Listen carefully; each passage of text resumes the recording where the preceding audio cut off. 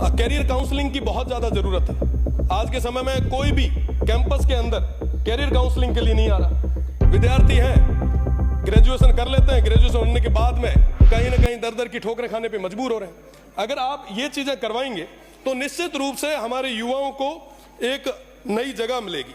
साथ ही साथ अभी चर्चा चल रही थी वाइस चांसलर और रजिस्ट्रार की। साहब, मुझे कहते हुए बड़ा दुख होता है। माननीय भरतपुर से आने वाले सदस्य ने तो खुल के नहीं कहा, पर मैं सामने एक पट्टी लगी हुई देख रहा हूं, उस पर लिखा हुआ है कि भैया जो बोल रहे हो सत्य बोलो। और मैं सत्य बोल रहा हूं कि जो बड़ी अटैची लाता है उसको वाइस चांसलर बनाते हैं। वाकई जो ये कोई भी हो, कोई भी राज आया, चाहे पक्ष हो चाहे विपक्ष हो, निश्चित रूप से जो जितनी बड़ी अटैची लाता है उसको बड़ी यूनिवर्सिटी का चार्ज दे दिया जाता है। आप विचार करें, क्या वाकई वो बड़ी अटैची वाले कुलगुरु जैसे पद पे बैठने लायक है क्या? आप साहब बात करें रजिस्ट्रार की, कुलपति की, साहब ये तमाम लोग जो हैं इनको तो विश्वविद्यालय में अपना टेन्योर निकालना है। कुलपति का टेन्योर 3 साल का होता है, वो बड़ी अटैची दे के आते हैं, उनको तो ये लगता है कि साहब 3 साल में कैसे वापस इकट्ठा करें और जाएं।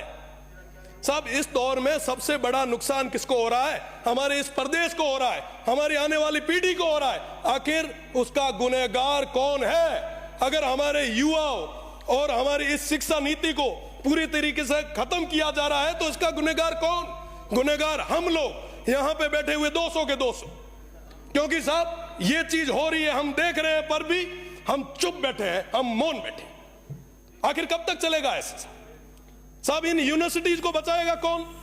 हमारी इस शिक्षा की जो नीति है, ये जो संस्थाएं हैं, इनको बचाएगा कौन?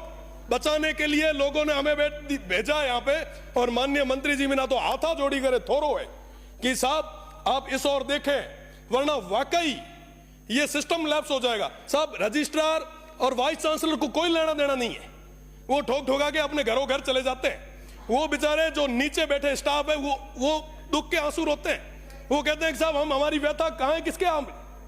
साहब कोई बात सुनने के लिए तैयार नहीं है।